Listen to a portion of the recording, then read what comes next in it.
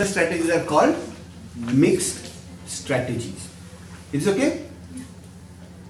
Now, currently we'll only focus on pure strategy equilibria, but soon we'll have to graduate to understanding mixed strategy equilibria as well. Okay? Now, do all games in pure strategies necessarily have equilibria? Do you think all games in all pure strategy equilibria, all pure strategy games will necessarily have a Nash equilibrium? No. Think of a counter example. Think of, how many of you read Sherlock Holmes? You read Sherlock Holmes? Right? So along with Holmes, like in almost, in that genre, nearly all the novels where there was a fictional character who was all good like Sherlock Holmes, there will also be a counterpart, right? A dark character who was as intelligent as Holmes, but as evil as, as evil as could be, right? And that is Holmes' own brother, right? Moriarty. Sure? Like, did you ever read Mandrake comics? Pardon? Moriarty is his brother. Moriarty is no, sorry. In Mandrake, his brother is Lucifer, right? Mycroft. Yeah. Right, yeah. So sorry. But you have Professor Moriarty, who is the villain of the film, right? And who is as intelligent as Holmes.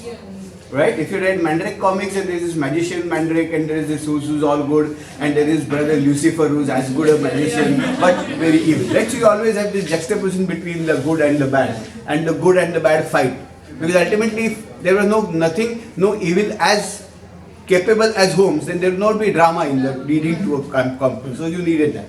So you have Professor Moriarty. Okay, now think of the following situation. You have a railway line. This is, say, station A.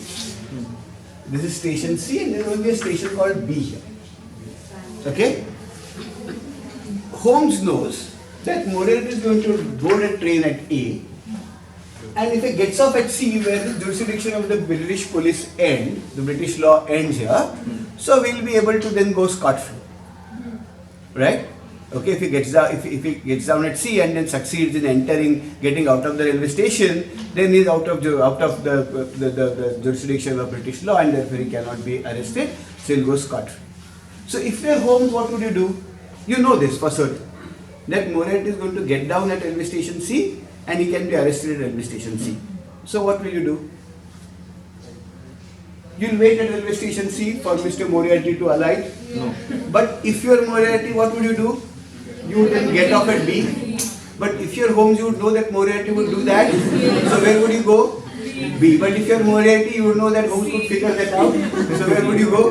C. But then if you were Holmes, you would figure out that Moriarty would figure out what you want to do when you are C. So where would Holmes go? B. So this game has no solution. Right? So not all pure strategy Nash equilibria have solutions. But if you introduce mixed strategies, as we will soon learn, all mixed strategy Nash equilibria, where the number of strategies is finite, always have a Nash equilibrium. So we'll be able to actually solve this game in mixed strategies, but we have to yet come to it, right? Currently, I'll look at a simple pure strategy game. Okay? Is this clear, friends? So this idea is clear? Okay.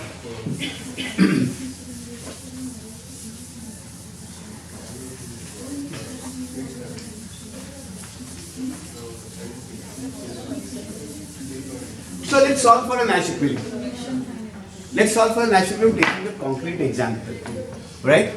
See, I love to eat fish. Okay? So I always give this fishy example. Right? Sir, please pity the hostelites and all. Yes. Sure. We'll make it into apples. Right? Okay. So we have this. Actually, the fish example works very well with this. So let me, because I can actually make it a broader example. Okay? Right. So think of, you say there is to be a fish market at Kalina. Right? Okay. Now, obviously, there are no fish in Kalina to fish. When people are selling pamphlets in Kalina, they can't catch them in Kalina, they have to buy them from somewhere. So the fisherwomen buy these pamphlets at the wholesale market at Crawford Market. It is a huge wholesale market for fish at Crawford Market. And suppose they buy pamphlets at, say, 100 rupees a piece. Right? Okay? Now, and suppose they sell those pamphlets at 200 rupees a piece in the Kalina market. Right? In all, on any given day, people in Kalina buy exactly 50 pieces of pamphlets. People in Kalina buy exactly 50, no more, no less. I'm making life simple, right? Okay, so these women come here, right? Okay, they sit in the market next to each other and sell pamphlets at 200 rupees a piece. Now, because the pamphlets that the two women are selling are identical, nobody has any reason to go to any one fisherwoman particularly, right? Okay, and therefore we would expect each of them to sell about 25 pamphlets. There is no reason why anybody should sell more or less because the pamphlets are identical. There is no branding of the pamphlets. The fisherwomen are also identical, right? Okay, fine. So but that's a very important point because one of my PhD students actually did a study on understanding the pricing for pans and cigarettes in the city. Because what he figured out was that if there is nobody who regulates the prices of pans, but the pan actually sells at the same price all over in all pawn shops in the city. So he's trying to understand the economics of it. And what he found that pans were actually, even when they looked identical, they were actually very differentiated products because each panwala had different skills of selling his own pans. So it was a bundle of the panwala and the pan and the whole structure. Therefore, there was a lot of product differentiation in what was being sold. So we'll assume that product differentiation is not there, right? Both the fisherwomen are identical and it's rooting out all product differentiation, right? They look identical, they dress identically, everything, right? And suppose let's assume they're identical twins, okay, and they wear the same clothes and everything. Sure, so there are these two fisherwomen. So everybody will sell 25 pamphlets on an average. Okay, so if I sell 25 pamphlets at 200 rupees, I make how much? I make 100 rupees per pamphlet profits. So I take home 2,500. The first fisherwoman takes home 2,500 rupees. The second fisherwoman takes home 2,500 rupees. Right? Do you think this is a Nash equilibrium? Do you think anybody will have an incentive to unilaterally deviate from this? Everybody is making 2,500 rupees a day, so which is not bad money. Right, and they're going home every day. Right, so do you think there is an incentive to unilaterally deviate? In case there is incentive to unilaterally deviate, then this is not a Nash equilibrium. What would be the incentive? Profit maximization. So each individual fisherwoman would like to maximize her profit. Yeah. So what would they do then? She differentiate the pricing. She like to either sell the fish at more MRP. But if she sells at more prices, nothing will work for her because who will buy from her? Everybody else. The fisherwoman sitting next to you selling your pamphlets for 200 rupees. If I sell them at 250, nobody is going to come. Both of them could raise the prices. More amount.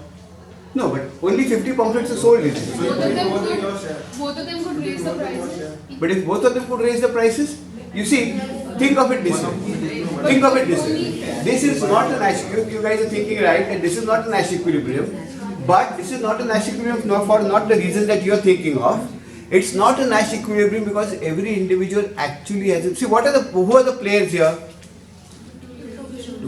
What are the strategies, the prices that they charge?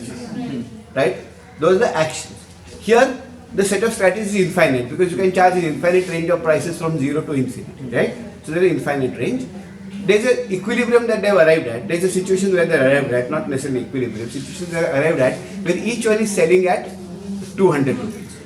The question is, does anybody have when I ask the question, does anybody have an incentive to unilaterally deviate? I am asking the question, does anybody have an incentive to price differently?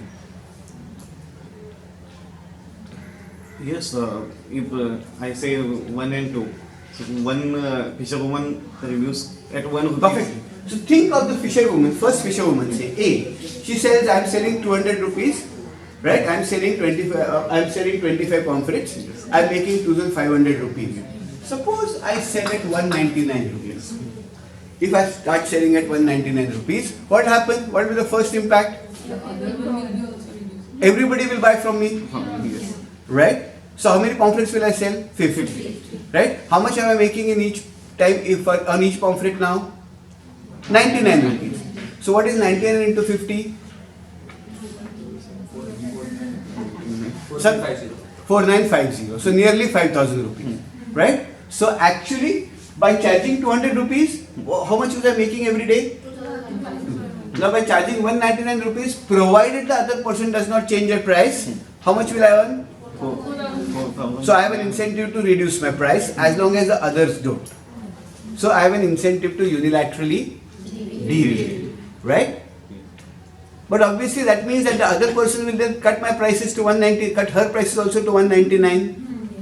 If she cuts her prices to 199, you realize that I actually have an incentive to cut to 198. Yeah. But that means my competitor will also want to cut to 198, which means that I'll cut to 197.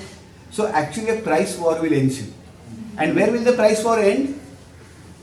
100. At 100, right? Actually both of us charging 100 is a Nash equilibrium. Why? Because as long as you are charging 100, I cannot charge 101. Nobody will buy from me. And you can't do it. I can't charge lower because I will make a loss. So 100 rupees plus a minimum opportunity cost, right, of going to the church gate and then getting that and all that kind of a thing. That would be the minimum price which would rule in these markets and which would be a Nash equilibrium, right? Which would be a Nash equilibrium. This is actually called, they actually an interesting name. This, the general phenomenon which I've shown here in the context of this example has an interesting name. It's called the Bertrand's paradox. Now, why is it a paradox? Why is it a paradox? What's paradoxical about this? When people could earn more, they are actually earning less in the motivation. No, what's paradoxical about it? Because we just saw Prisoner's Dilemma, no? The paradox here is, in the Nash equilibrium, price equals marginal cost. But all of you guys have been told that in what market structure the price equal marginal cost? Perfect competition. Perfect competition. For a perfect competitive market, how many people do you need to have? Infinitely many. How many players do you have here? Two. Right? The smallest possible number for competition can also lead to price equals marginal cost. Right? So actually it's not a competitive economy, but you are getting a competitive outcome. That is why it's called Bertrand's paradox. It's called Bertrand's paradox. Right? So interestingly, what lesson do you have from this? So if you have people who are selling undifferentiated products, if you have a market where people are selling undifferentiated products, and suppose these markets are spot markets, they're markets which are going to continue only for a day, right? And where there is a lot of, where there is no regulation of prices, in all cases, in all probability, sellers will not make a lot of money. Sellers will not make a lot of money if they are one-time spot markets, right? One-time spot markets. The Nash equilibrium in that will be price equals marginal cost, right?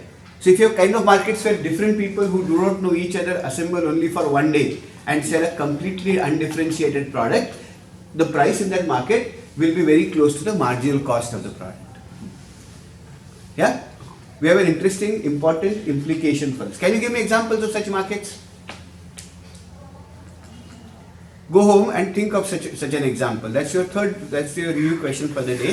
Think of some examples of markets of that kind. Okay. Now we change. Sure, so just think of markets of those kinds and think of what are the real world markets which correspond to those kinds of markets. Markets which are held only once, only for a day, right? Where complete strangers can come and sell. Okay? Where there is no price regulation mechanism and where what the strangers are selling are completely undifferentiated products.